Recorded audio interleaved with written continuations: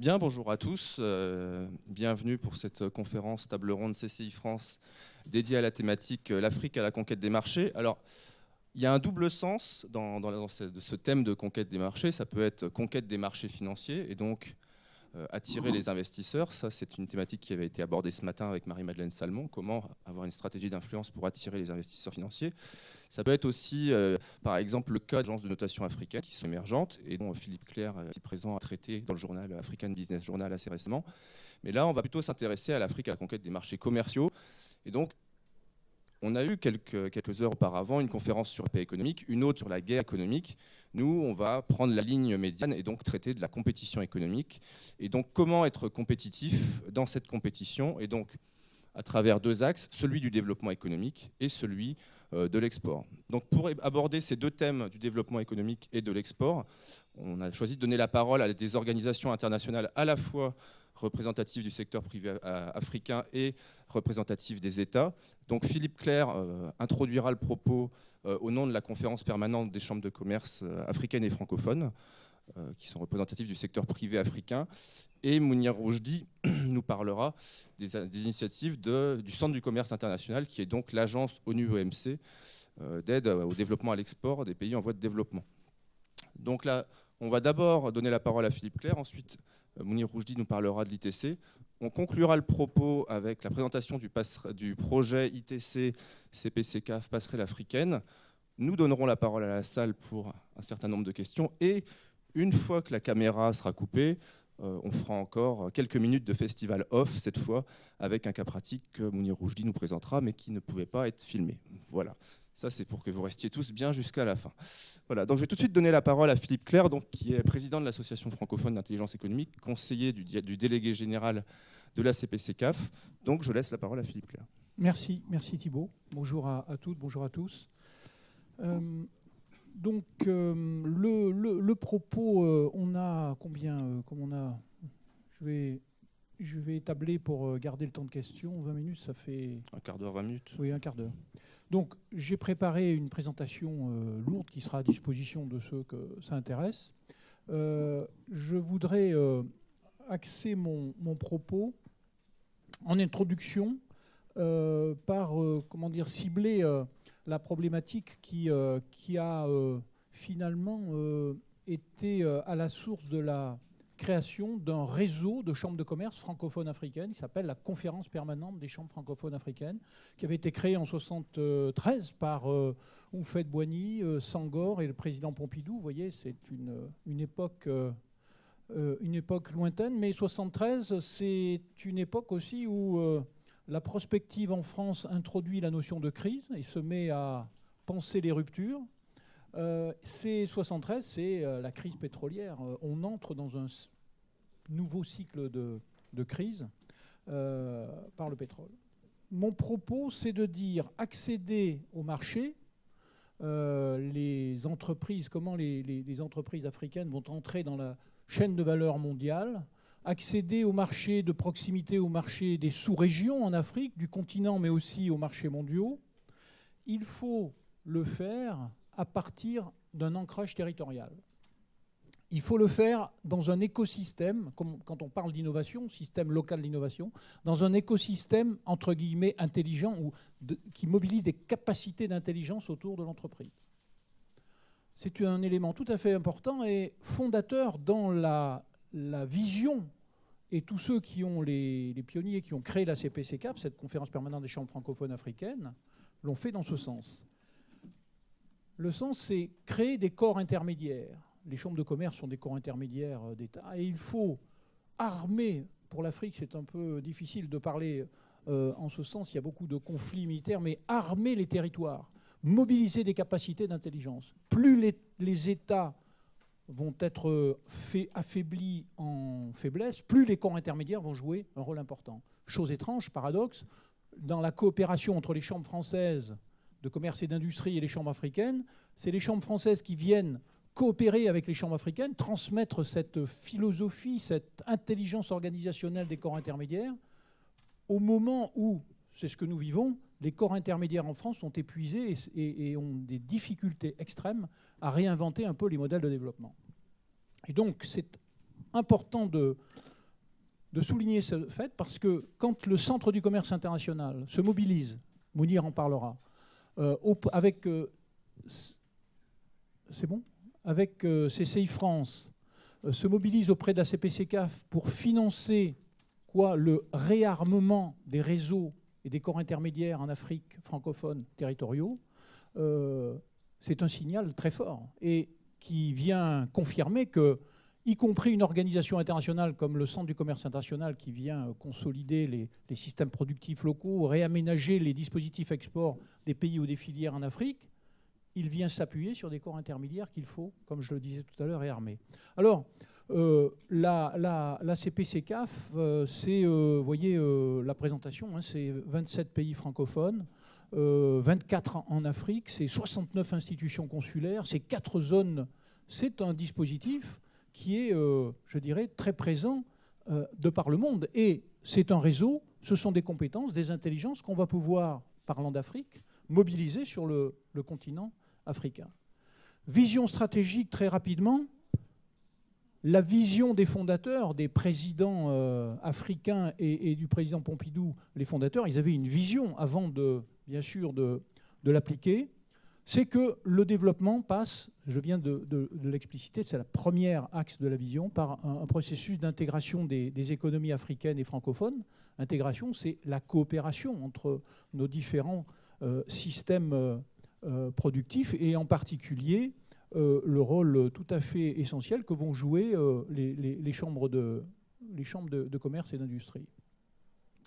Avec, bien sûr, la vision de développer les économies, développer les entreprises, système productif, et améliorer la productivité, améliorer la compétitivité. J'aime pas ces termes-là. C'est, comme on dit en intelligence économique, c'est les Suédois qui l'ont appris avec leur concept d'intelligence sociétale ou sociale, c'est tenter de survivre. Hein. Il faut en permanence réaménager la position vis-à-vis des crises.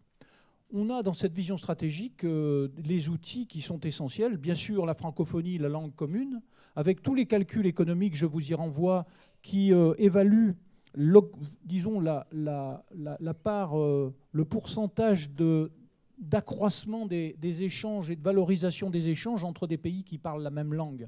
Des calculs très sophistiqués et, je pense, validés ont été faits. Et puis, on a des traditions juridiques, en particulier, sur le droit continental, pour aménager la sécurité juridique, sécuriser les échanges entre les entreprises, y compris dans le domaine agricole. La sécurité juridique passe par le partage d'un droit commun.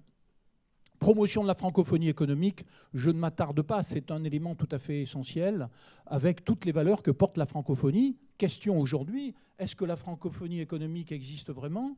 Et le ministre Védrine nous disait récemment, dépêchez-vous de passer à une doctrine d'application et d'emploi, parce que bientôt, vous serez dépassé par ce qu'on a traité avec Guy Gouette ce matin, la guerre économique, mais surtout les grands champs de force des normes anglo-saxonnes ou chinoises qui vont bientôt être prédominantes et qui prédominent bien sûr, je parle du monde anglo-saxon, dans le commerce international ou dans le système de gouvernance mondiale.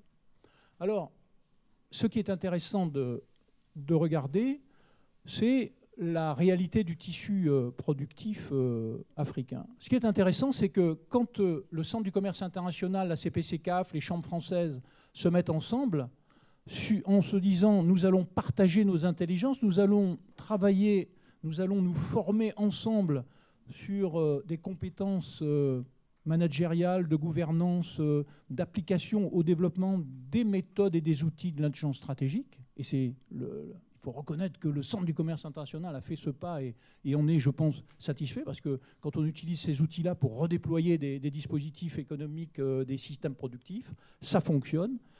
La première chose, ce qui a été incroyable en production, c'est qu'on a produit des diagnostics, ce qui n'existait pas avant. Diagnostic de la CPCCAF, financé par le Centre du commerce international. C'est un diagnostic sur les besoins des entreprises, des toutes petites entreprises. C'est la connaissance intime, ou disons la connaissance assez approfondie des besoins des entreprises, de la réalité du système productif. Alors, ce système productif, il y a ces systèmes productifs africains, il faut parler de la diversité. C'est des TPE en majorité, c'est quelques entreprises moyennes qui commencent à émerger et très peu de grandes entreprises. On a vu avec Guy Gouette qu'il y a quelques grands groupes en Afrique, mais on travaille avec de la toute petite entreprise, on travaille sur de l'artisanat, on travaille sur des raccourcis technologiques. Et notez bien cet aspect-là, c'est cette collaboration, cette coopération sur des outils d'intelligence économique appliquée, c'est des diagnostics, c'est des fichiers d'entreprise. Enfin, on commence à connaître la réalité, à identifier les entreprises qu'on va développer ou dont on va sécuriser l'écosystème d'affaires. Alors, dans la doctrine d'application, il y a une charte des PME, vous irez la lire sur le site de la CPCCAP, c'est très intéressant, c'est-à-dire c'est des engagements en termes stratégiques tout à fait essentiels, les droits fondamentaux de l'entreprise. On vient dans le réseau des chambres de commerce d'écrire pour les entreprises d'outre-mer le code des entreprises, le code du commerce et le code des entreprises d'outre-mer, très particulier pour simplifier, pour harmoniser en particulier le droit des affaires. Si je prends un exemple d'application dans cette doctrine, ce que j'appelle la doctrine d'application, le renforcement des corps intermédiaires, on a travaillé avec les chambres de commerce de Guinée, du Togo, du Niger dans ce qu'on a appelé la mise en place de centres de ressources professionnelles. Il faut mettre à disposition, au-delà des capacités d'analyse et d'intelligence, de l'appui en ingénierie de service pour, je dirais, densifier les compétences des corps intermédiaires. On a travaillé, vous voyez, en Guinée sur la couture, la forge. On est sur des métiers de base. N'oublions pas que nous regardons bien évidemment dans une sorte de raccourci technologique considérable. Ce qui se passe au Togo, il y a cette entreprise emblématique qui fabrique à partir de la déchetterie, gigantesque déchetterie de Lomé, de produits de déchets informatiques, qui fabrique des imprimantes 3D qui sont exportées, etc. On n'oublie pas ce champ-là, bien sûr, cette révolution numérique, mais je dirais, les savoir-faire, la réorganisation, le réarmement des tissus productifs passe par, bien sûr, l'artisanat. Ensuite, si on regarde ce qui a été fait avec l'Agence française pour le développement et l'Organisation internationale de la francophonie, nous avons travaillé, dans le cadre de la CPCCAF, à rédiger un manuel avec nos collègues des chambres africaines, comment piloter, animer des grappes industrielles, recomposer ces réseaux d'entreprises, ces grappes industrielles, et nous l'avons fait, bien sûr, avec un axe fort sur les outils et les méthodes d'intelligence stratégique, de management stratégique, avec, bien sûr, la vision du marché et tous les outils, mais surtout, problématique africaine très forte dans les entreprises, redonner confiance aux entreprises, confiance sociale à réaménager dans le management. Et donc, on a travaillé sur la mobilisation des compétences, mais surtout sur ces capacités de management et compétences en matière de gestion de projet. Et puis, mais Mounir en parlera, avec le Centre du commerce international, on a travaillé dans le domaine de l'agriculture, des métiers, du commerce, de l'industrie. On a travaillé à je dirais, la mise en place d'outils qu'on va pouvoir appliquer dans le renforcement, le réaménagement des stratégies de filières industrielles en particulier. Alors, je vous renvoie sur cet outil qu'on a élaboré avec les financements, mais aussi l'ingénierie, le savoir-faire du Centre du commerce international, qui a une expérience considérable dans le domaine. On a travaillé avec 2084 PME avec 19 chambres consulaires et sur 17 pays. Et on a élaboré ce baromètre. Regardez les thèmes. C'est un thème d'observation statistique très élaboré. On s'aperçoit que des tout petits pays comme le Togo ont réussi à mobiliser 300 PME. C'est assez considérable. Et on travaille sur les problématiques d'entreprise. Accès à l'information, accès au marché, formation, démarches administratives. Toutes les problématiques sont établies et on a ce baromètre qui permet d'orienter en connaissance de cause, en intelligence, les problématiques de développement, en particulier ce qu'on a traité ce matin avec Guy Gouette, la sortie de l'informel, où là, c'est les demandes, les bonnes pratiques qui vont être poussées. Et puis, nous avons des rencontres annuelles tout à fait passionnantes qu'on appelle les académies consulaires, ce n'est pas le terme, mais où nous partageons les savoir-faire, nous travaillons ensemble. Je prends l'exemple, et je vais vers ma conclusion, je prends l'exemple des rencontres de Reims l'année dernière, où nous avons travaillé en atelier avec les collègues africains et des collègues des chambres françaises. On a partagé nos expériences, nos savoir-faire en matière d'application et de mise en œuvre d'outils d'intelligence économique. Comment on met en place un observatoire d'études économiques, toute l'ingénierie. Alors bien sûr, il a fallu un travail de préparation considérable pour s'adapter à la réalité, bien évidemment, du niveau de connaissance, de la production d'informations des pays africains, des collègues, etc. Mais là, on apprend dans les chambres de commerce françaises, nous avons appris autant que nos amis africains ont appris. Alors vous avez sur le site de la CPC-CAF tous les documents type guide de l'intelligence économique pour les appliquer aux PME-PMI. Vous lisez le guide, on y a tous participé. Je pense qu'on peut s'en servir. Et du reste, on était hier avec le club des exportateurs à l'échelle nationale à Paris. On a diffusé ce document-là en termes d'outils et de méthodes de restitution d'expérience et d'application. On a, je dirais, beaucoup à apprendre. Et puis, le compagnonnage. Le compagnonnage, c'est une tradition, on l'a un peu oubliée, c'est la Chambre de Marseille qui avait lancé, la région de Marseille, PACA, qui avait lancé ça il y a des années et des années. Le compagnonnage industriel, c'est l'industriel de la petite entreprise française qui va donner du temps et qui va aller travailler avec des entreprises de telle et telle région, de tel et tel territoire africain, et le patron donne du temps. Alors, ce n'est pas du caritatif, parce que quand il va, je dirais, donner du temps pour réorganiser l'entreprise, passer du savoir-faire dans tous les domaines, depuis le management jusqu'au domaine technique, il va y avoir un retour, vous l'imaginez, considérable. Et nous avons repris toute cette expérience pour le faire à l'échelle institutionnelle, entre chambres de commerce, où on reçoit dans nos chambres de commerce des collègues de différents pays africains. Alors, c'est fait avec toute une grille bien sûr, de lecture, de progression sur la gestion de projet, le management, les compétences, etc., les outils. Et on progresse. Alors, il y a une lettre du compagnonnage, tout ça est publié. Il y a des échanges incroyables. Ça passe un peu à côté. Je conclurai sur ce point. À nouveau, on travaille, bien sûr. L'objectif, c'est, on le verra, il y a des rencontres d'affaires après qui se font. Mais l'objectif, c'est de redynamiser, consolider les tissus, les écosystèmes des entreprises à l'échelle territoriale. Voilà, je pense que... Merci Philippe. Donc, aux côtés de ces initiatives des représentants du secteur privé se tiennent les organisations internationales et notamment l'ITC, le Centre du commerce international, qui est une agence ONU-OMC. Et donc, je passe la parole à Mounir Roujdik, qui est expert international au sein de cette organisation. Merci Thibault, merci Philippe. En général, je n'ai pas trop le terme expert international parce que ça veut dire on sait tout, alors que ce n'est pas vrai, je ne sais pas tout. Je souhaite parler de la compétitivité en Afrique en tant qu'expert international qui travaille avec le Centre du commerce international. Tout d'abord, une petite présentation, sinon je perdrai mon boulot à l'ITC. Le Centre du commerce international est une agence conjointe qui a été créée par l'OMC et par les Nations Unies, plus précisément la CNUSED. Son rôle, comme toute agence des Nations Unies, c'est en gros l'aide au développement, l'accompagnement au développement.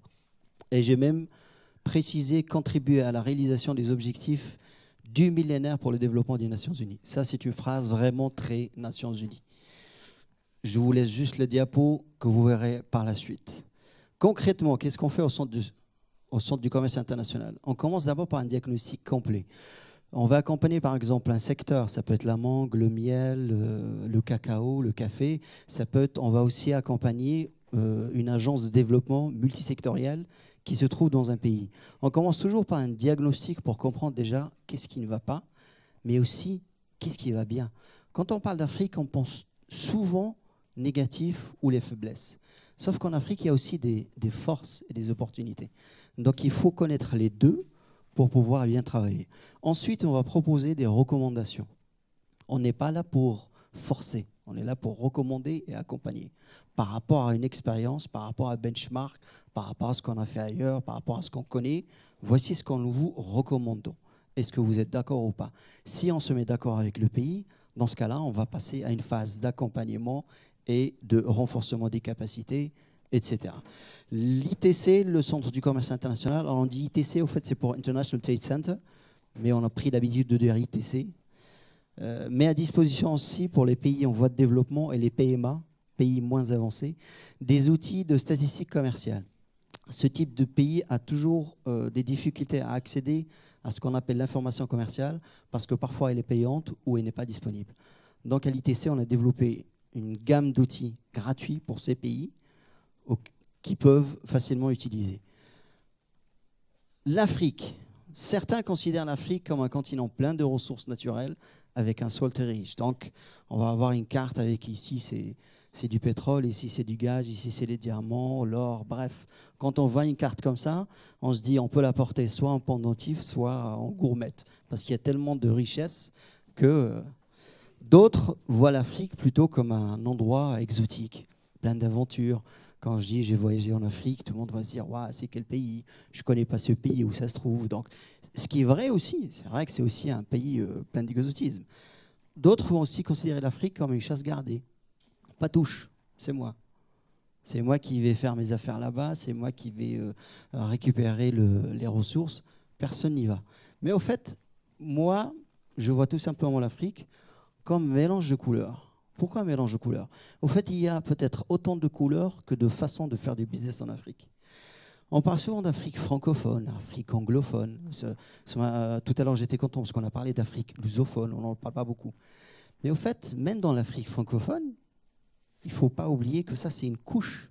Si on prend le Maghreb, c'est d'abord des pays arabes. Ce n'est pas des pays francophones, c'est d'abord des pays arabes. Ils parlent arabe. Ensuite, il y a une couche, ils parlent français. Dans les pays anglophones, certains pays parlent swahili, ils ne parlent pas anglais. C'est d'abord swahili, ensuite anglais. Donc il faut faire aussi avec cette couche qui s'ajoute. Donc il faut s'adapter à cette couche si on veut développer cette fameuse compétitivité, développer l'accès à l'information commerciale aux entreprises. Il ne suffit pas de dire on va développer la compétitivité. Mais c'est quoi la compétitivité? On va développer quoi? C'est facile de dire on va développer l'économie, on va faire de l'aide au développement. Mais il ne suffit pas de mettre sur la table, de signer des chèques de 3 millions, 4 millions, 5 millions de dollars. Après, il faut suivre et avoir le résultat. Et pour avoir un résultat, il faut connaître chaque partie de l'Afrique parce qu'avec chaque partie, on va travailler de manière précise.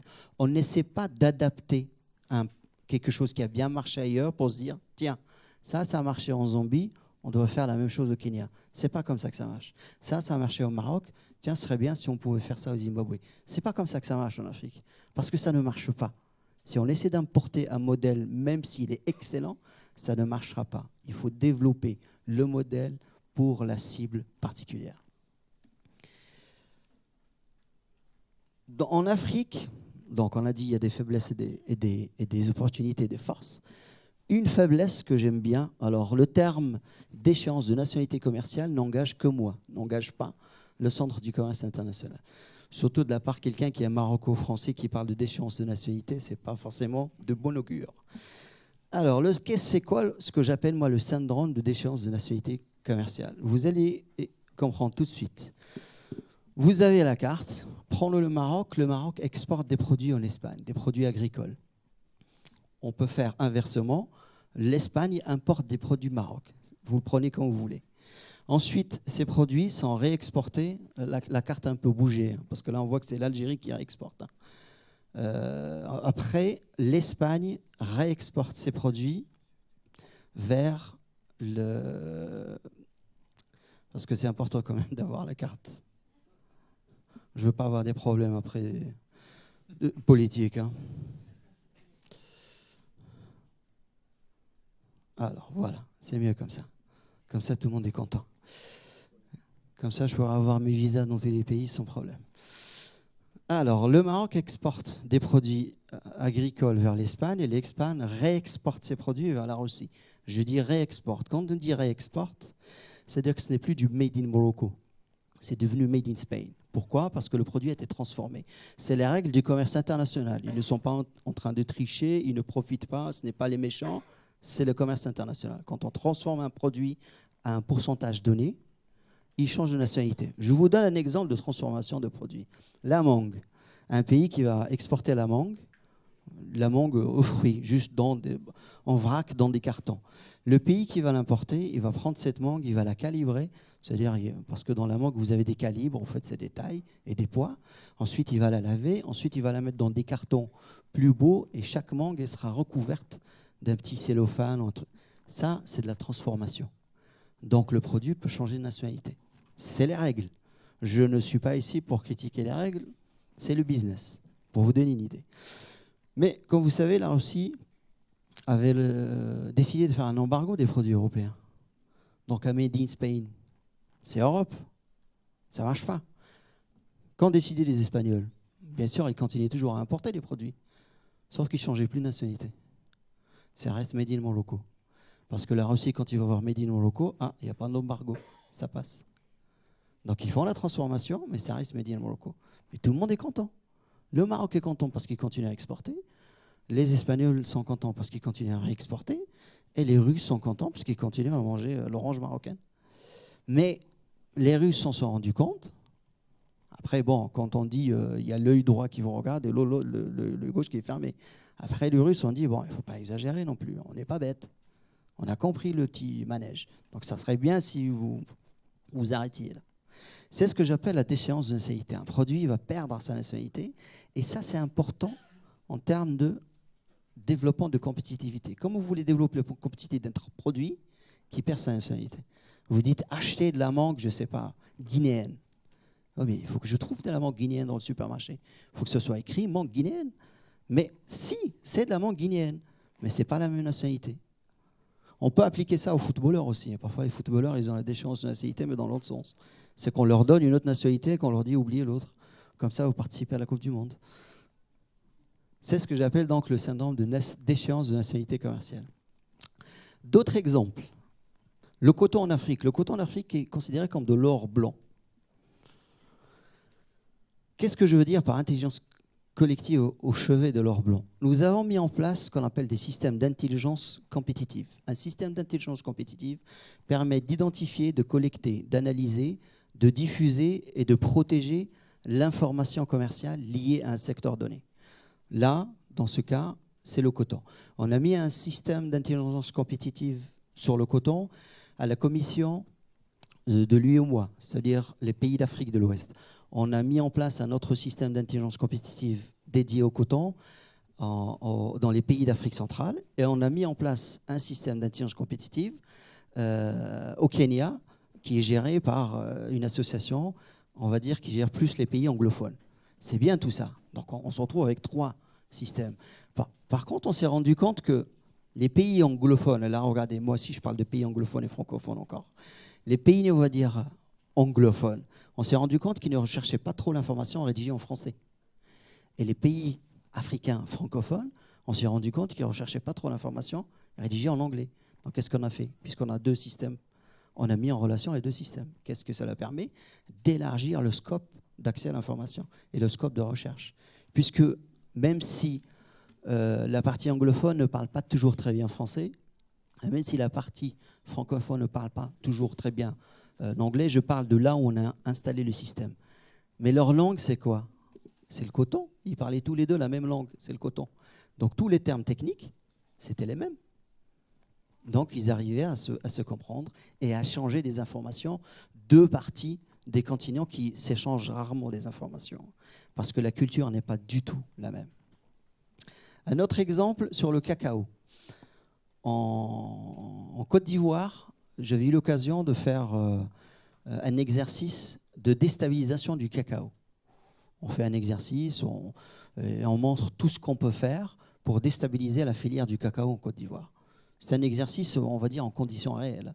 Quels sont les impacts, qu'est-ce qu'on peut faire, qui attaquer, comment attaquer, quelles informations utiliser. Et là, pour cet exemple, j'avais utilisé Ebola. C'était facile, hein, sachant que la Côte d'Ivoire n'a jamais été touchée par Ebola. 2 mois après, bingo, les traders qui travaillent sur le cacao ont dit à la Côte d'Ivoire qu'il faut baisser le prix Pourquoi? Parce que vous avez Ebola à côté. Sauf que ils ont pu mieux tenir le coup parce qu'on avait fait l'exercice avant. Ils n'étaient pas pris au dépourvu. Ils n'ont pas géré l'urgence. Zut, qu'est-ce qui se passe? C'est ça quand on parle aussi d'anticipation. Notre rôle aussi, c'est de les accompagner aussi dans les anticipations. On doit anticiper. On doit gérer des risques. On doit anticiper sur des risques. Comme ça, si jamais ça arrive, la Côte d'Ivoire, c'est quand même le premier exportateur de cacao au monde. Donc imaginez les traders qui vont contacter la Côte d'Ivoire juste avant, quelques mois avant Noël. Ça a un impact énorme sur l'économie. Donc le fait d'avoir fait cet exercice, bon, je les ai rassurés, ce n'était pas moi qui avais lancé ça avec les traders. Hein. Je leur ai dit, j'y suis pour rien. Mais ça les a permis d'être prêts. Dernier exemple, commerce international avec les pays d'Afrique du Sud. Au Zimbabwe, et souvent quand je dis Zimbabwe, alors soit les gens me disent c'est où, quand je dis c'est à côté de l'Afrique du Sud, ah donc c'est l'Afrique du Sud, non c'est à côté de l'Afrique du Sud. On a lancé le premier centre européen, alors ça s'appelle au fait en anglais European Business Information Center. Donc c'est on va dire le premier centre européen d'information pour faire des affaires avec le Zimbabwe. Ça paraît, pour certains, ça va paraître quelque chose d'un peu incroyable. C'est le premier en Afrique. Pourquoi? Parce que ce pays, il a un potentiel énorme, le Zimbabwe. Parce qu'il est déjà à côté de l'Afrique du Sud. Donc c'est une entrée sur l'Afrique du Sud. Parce que pénétrer le marché d'Afrique du Sud n'est pas facile. On peut utiliser d'autres pays pour pénétrer le marché. Et le Zimbabwe, on l'utilise comme une sorte de hub africain vers l'Europe. Donc ce centre, c'est quoi le rôle de ce centre? Ce centre, il va informer tout exportateur potentiel qui souhaite exporter vers l'Europe. Il va l'informer sur tout ce qu'il faut faire pour exporter vers l'Europe. Comme vous savez, vous avez beaucoup de réglementations européennes sur les exportations qui viennent d'Afrique, sauf dans le cas où vous avez des accords de libre-échange. Mais aussi pour développer l'investissement étranger au Zimbabwe qui vient d'Europe. C'est ça le rôle de ce centre européen d'information commerciale. Je souhaite terminer par un proverbe. C'est un proverbe qui nous vient de Libéria. Le mouton noir qui manque, que vous n'avez pas vu durant le jour, vous ne le verrez pas non plus à la nuit tombée. Merci. Merci beaucoup Mounir. Donc Mounir abordera un quatrième cas pratique, mais après la séance de questions. Donc on va conclure le propos avec donc l'avenir, donc ce projet Passerelle africaine qui associe donc la CPC-CAF et l'ITC. Donc je redonne la parole à Philippe Clerc.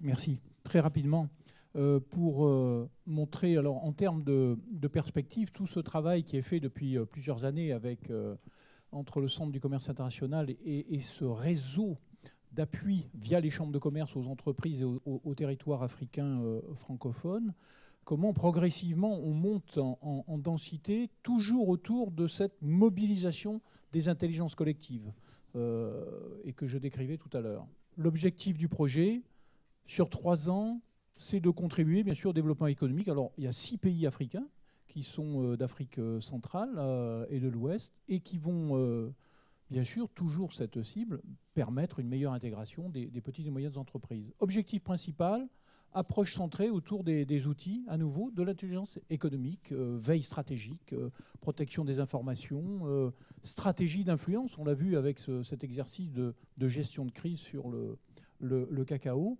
Et bien sûr, développer le potentiel exportateur à travers différentes filières prioritaires. On voit bien que tout ça ne surgit pas de la tête des stratèges des organisations internationales. Auparavant, tout ce que Mounir a décrit, ce sont autant d'expériences, de validation, des outils, de la démarche, etc. Donc on va bénéficier en retour pour Passerelle africaine de toute cette expérience. Alors les 2 résultats, c'est mettre en place des services d'intelligence compétitive. On en a vu bien sûr des exemples. Et puis c'est que les PME qui vont participer au projet vont développer de nouvelles compétences. On est vraiment sur ce que les anglo-saxons appellent le capacity building, qui est un élément de plus en plus fondamental dans nos projets. Alors je vous lirai les bénéficiaires. Simplement, alors on est sur des petits échantillons d'entreprises toujours, mais on arrive à mobiliser sur ces expériences, je crois que c'est 3 millions d'euros de financement entre des agences de développement et puis, bien sûr, les organisations internationales.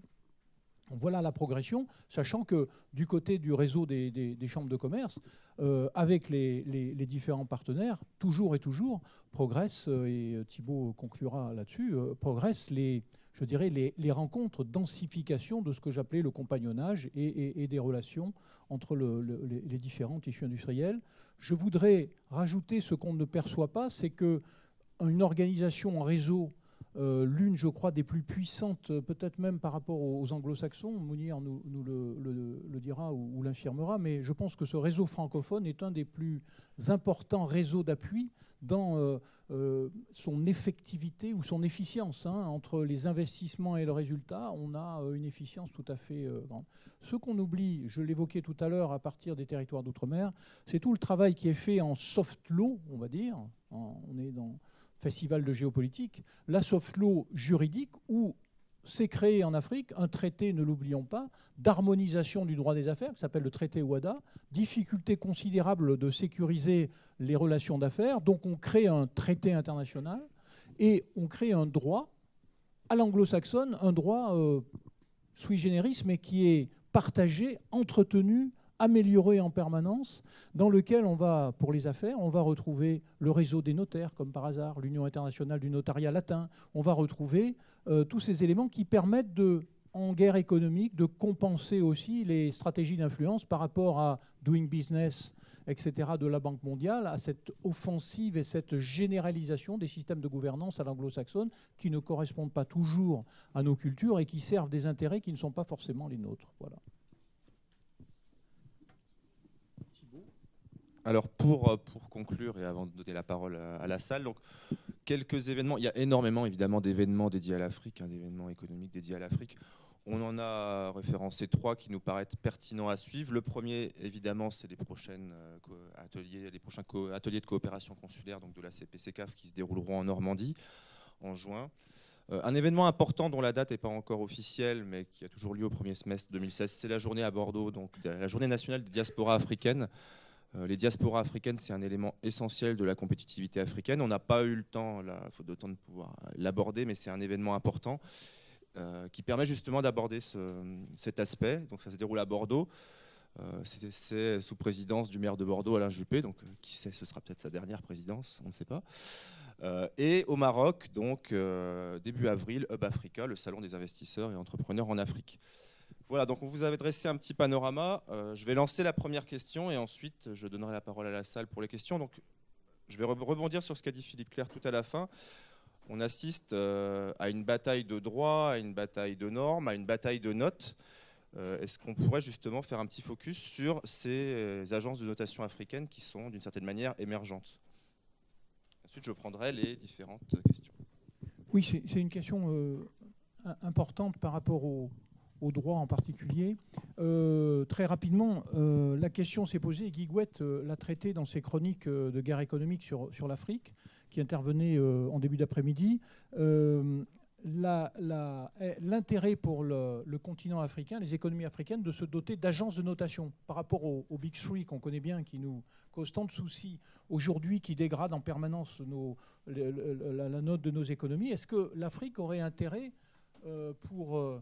je dirais, s'autonomiser, sortir de dépendance, de se doter d'agences. Il y a 2 agences, on a travaillé sur le sujet, je ne savais pas, Bloomfield Investment Corporation et puis WARA, qui est la West African Rating Company, qui, je dirais, organise des notations. Alors, bien sûr, sur les systèmes financiers, mais qui viennent discuter, on va dire, remettre en question, adapter aussi ce rating à la réalité des économies africaines. Et là, il y a un champ tout à fait intéressant de développement pour se confronter et puis se conformer à la réalité des pays africains.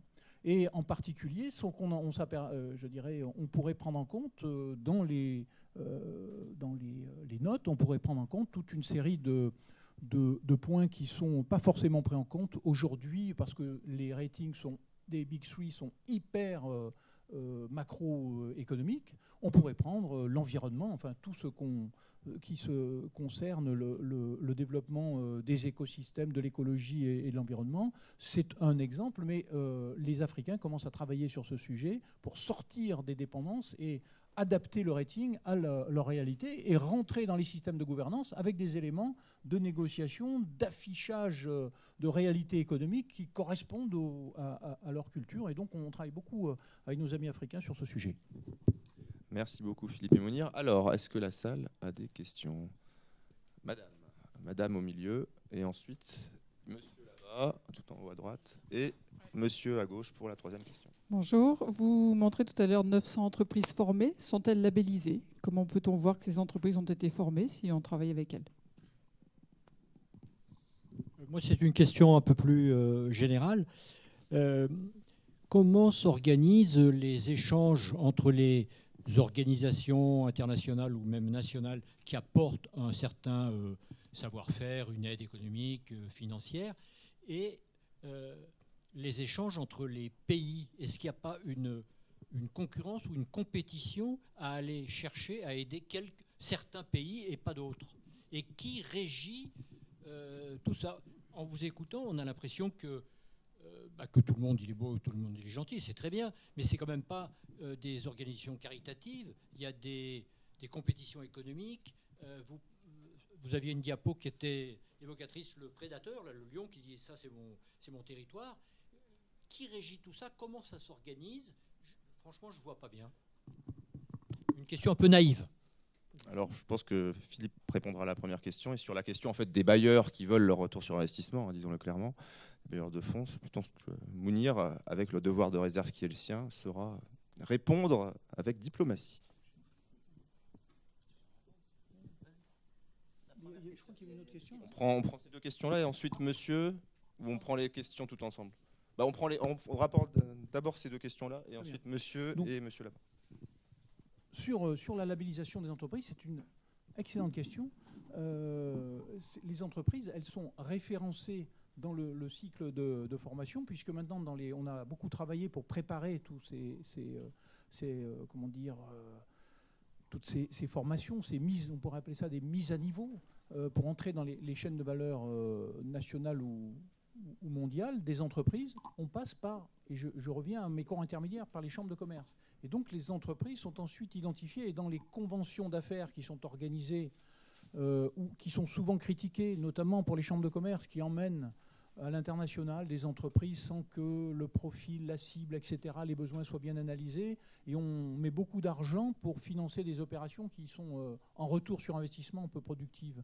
Là, vous avez parfaitement raison de dire, ce sont des entreprises labellisées, c'est-à-dire qui se sont, à partir de ces formations, conformées en termes de management, etc., et qu'on va retrouver dans nos conventions, celles de Rennes, qu'on organise, où on cible un certain nombre d'entreprises qui sont prêtes parce qu'elles ont un chiffre d'affaires à l'export, parce que les compétences sont à niveau, etc. Et elles sont référencées dans nos fichiers d'entreprise, dans les fichiers d'entreprise qu'on a aidé à construire dans les chambres de commerce africaines. Donc, mais je me dis que je vais discuter avec mes collègues, je me dis, est-ce qu'on ne pourrait pas faire un label de ces entreprises? L'ITC a peut-être un... Ou là, carrément, c'est des entreprises qui sont prêtes à l'export en termes de dimension, etc.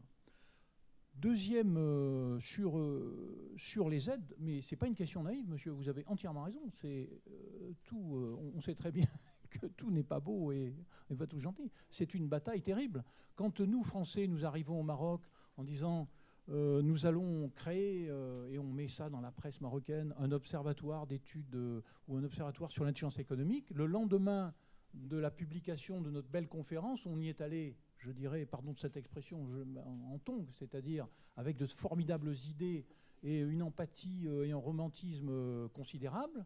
Le lendemain, c'est USAID qui publie « Nous sommes prêts à financer l'observatoire d'études stratégiques et machin que les Français ont amené aux Marocains et tout. » Et voilà, et on mettra un chèque de... Bon. Donc, il y a une guerre véritable. Et donc, on est là dans les stratégies d'influence et dans le hard power. Et on s'aperçoit, ça c'est mon expérience, ma vision, de mon expérience des relations avec l'ITC, que ce sont souvent des petits pays, Suède, Finlande, Suisse, mais petits pays puissants en influence ou puissants en industrie, qu'on va retrouver qui cofinancent et qui ont des positions avancées sur des opérations, filière mangue, peut-être le coton, je ne sais pas qui l'a financé, mais je me souviens de la Tunisie avec la Suisse. Et donc, on a ces organisations, et pour ces pays, ce sont des investissements à haut rendement, parce que derrière, images, etc., et puis installation de leur position économique. Qu'est-ce que nous faisons en France? Là, après, on se pose la question de nos stratégies. Regardez ce qu'a fait la Suède dans la coopération avec le Brésil. Ce n'est pas passé par des organisations internationales, mais c'est ce type d'installation d'un tout petit pays dans la relation du faible au fort qui va installer ces réseaux d'influence, et on passe par les aides à la coopération. C'est fondamental. Il faut cartographier ça, mais ces pays-là ont des stratégies, ont des visions. Est-ce que nous l'avons? Est-ce que nous positionnons bien nos aides au développement? Bien sûr que l'AFD le fait, qu'elle réfléchit et que c'est des choix stratégiques. Est-ce que ça correspond aux grands enjeux de la guerre économique aujourd'hui? Peut-être pas. Il faut regarder tout ça. Mais vous avez posé une question essentielle. Oui, si je peux me permettre, Philippe, je vais juste ajouter quelques éléments. Je vais répondre en tant que Mounir Rochdi, membre de Think Tankers, pas Centre du commerce international.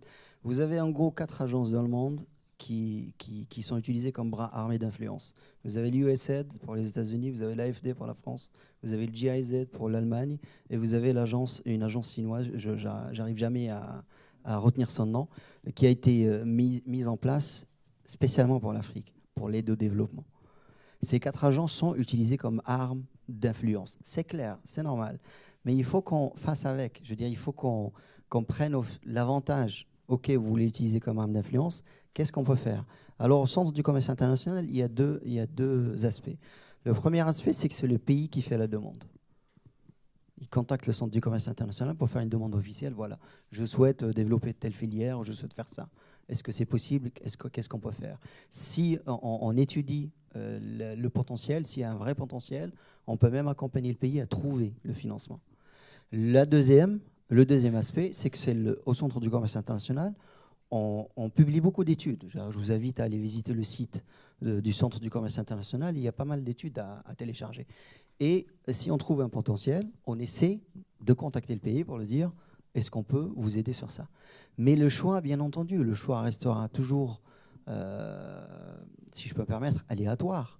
Il n'y a pas de choix, même s'il y a des éléments, il y a des éléments d'évaluation clairs et précis, mais ça restera toujours un choix aléatoire parce que ces éléments d'évaluation, c'est qui les développe? C'est l'être humain. Mais l'être humain, il ne peut pas être précis à 100%.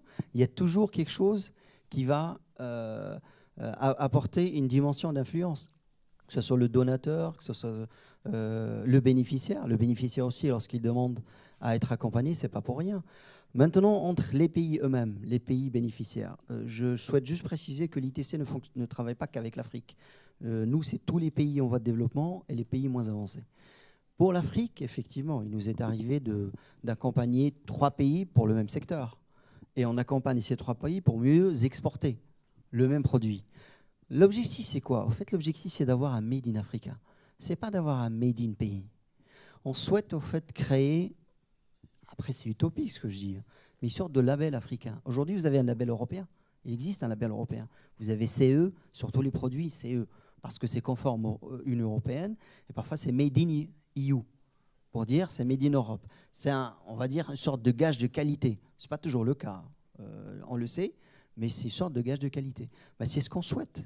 Quand on accompagne une même filière dans plusieurs pays, ces pays sont au courant qu'on a travaillé avec les autres.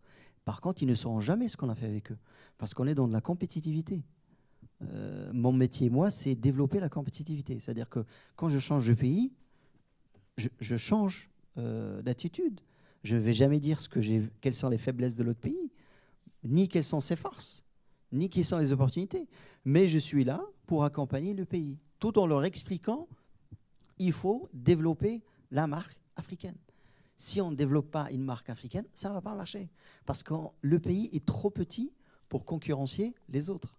Les autres, c'est qui? Ça va être les États-Unis, ça va être l'Europe, ça va être la Chine, ça va être la Russie. Ils sont trop gros. Donc, si j'y vais en tant que pays seul, ça ne marchera pas. Quelle que soit la qualité de mon produit et quel que soit le prix, même si j'ai le meilleur produit au monde, le plus délicieuse, puisqu'on a parlé de la mangue, la plus délicieuse mangue au monde, au meilleur prix, ça ne marchera pas. Parce que je suis tout seul. Il faut commencer à parler de mangue africaine, de miel africain. Aujourd'hui, qu'est-ce qui est africain qui est bon? C'est le café. Le café, quand on dit c'est un café africain, ça vient de l'Ouganda ou Kenya, c'est un café kenyan. Mais on pense d'abord Afrique. C'est ce qu'on souhaite, en fait. Il faut d'abord penser produit africain de qualité, ça veut dire que c'est de qualité. Après, on peut avancer. Je ne sais pas si j'ai répondu à votre question. Merci. Je voulais juste remercier ceux qui ont introduit ce débat. J'ai juste une question. C'est quelles sont les parts de marketing et de normes qualité dans la conquête de marché par les entreprises africaines? S'ils existent, est-ce que cela aussi ne constitue pas vraiment des freins quand on sait que ces normes sont édictées de l'extérieur? Excusez-moi, je me disais plus près du micro. Je peux reprendre? C'est clair? Merci. Donc, c'était vraiment ça la question. Merci.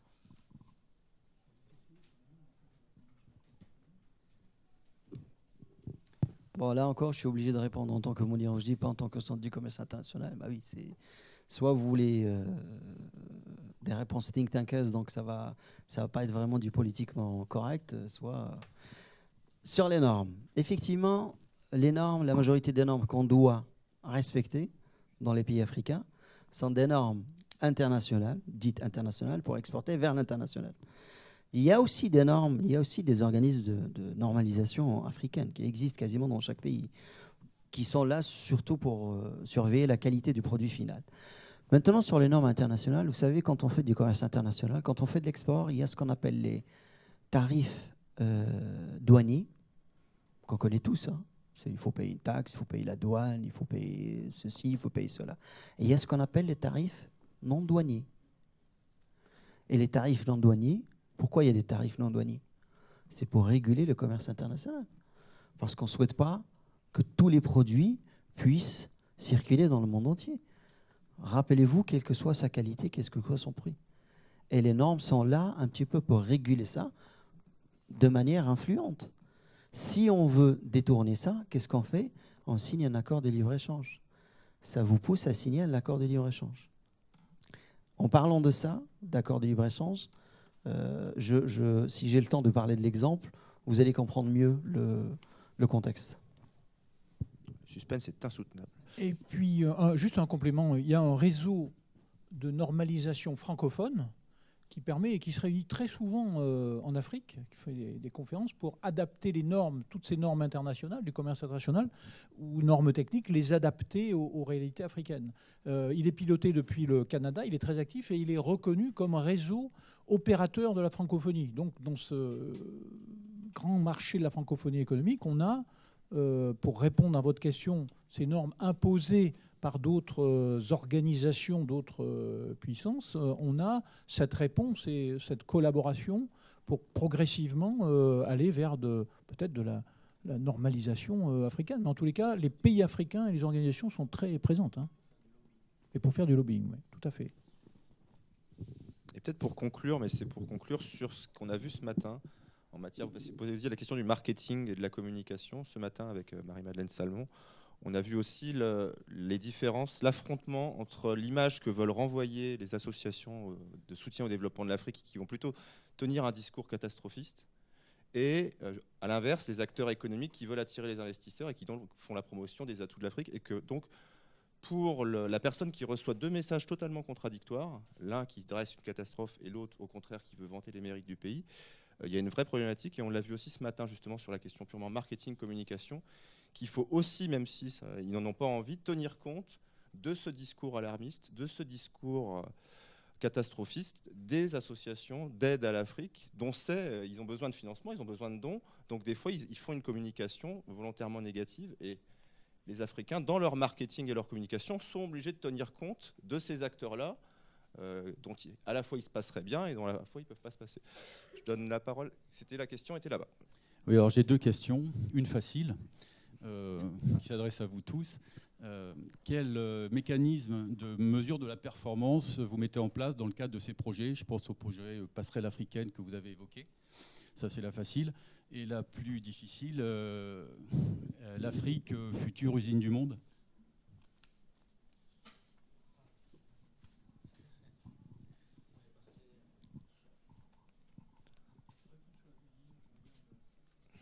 Les indicateurs, en fait. Alors, Afrique, usine du monde, je vais vous répondre clairement. C'est à eux d'accepter ou pas. C'est à l'Afrique d'accepter ou pas. On a parlé des normes. Au fait, on ne peut rien imposer. Toute une question de négociation, d'influence et de lobbying. Et toute une question d'accepter ou pas. Si on travaille seul, par pays, c'est sûr qu'on n'est pas fort.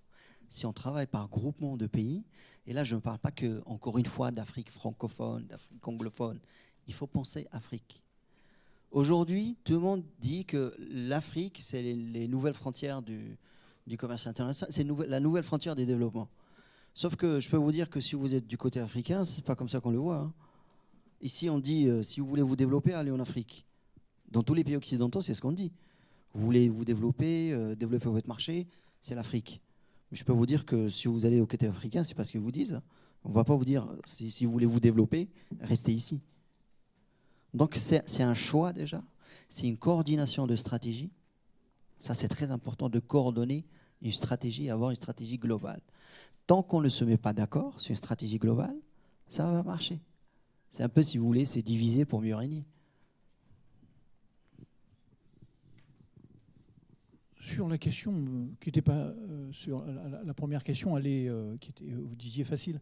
Je ne peux pas encore parler, c'est en négociation de finalisation du bailleur. C'est le bailleur qui va imposer son système d'évaluation, qui sera quantitatif, c'est-à-dire entreprise par entreprise, pays par pays, en fonction de tous les objectifs, des activités qui ont été déterminées dans le projet, qui sera évalué. Mais on sera sur un modèle qu'on connaît mieux parce que maintenant on a évalué. Je prends un financement de Pro-Invest en Europe, donc le bailleur qui finance la mise en place d'un réseau d'intelligence collective entre 3 pays, le Mali, le Togo et le Burkina Faso, piloté par la Chambre de commerce du Burkina. On a une évaluation solide, et sans concession à l'européenne, je dirais. Et là, le bailleur de fonds, qui sera certainement français, je dirais, a des critères d'évaluation tout à fait importants. Mais toujours, vous avez raison de poser cette question. Il y a l'évaluation par le bailleur parce qu'il y a son efficience en cause, mais on a aussi intérêt, nous, à regarder de plus en plus, ce que je disais tout à l'heure sur la francophonie, on a intérêt maintenant à sortir du résultat, entreprise par entreprise, du chiffre d'affaires et du marché conquis, donc au-delà de l'influence et du partage. Alors, la régie me signale qu'il faut... Donc on arrête là. Donc après les applaudissements, on coupe la caméra et Mounir nous parlera d'un cas pratique un peu sulfureux. Voilà.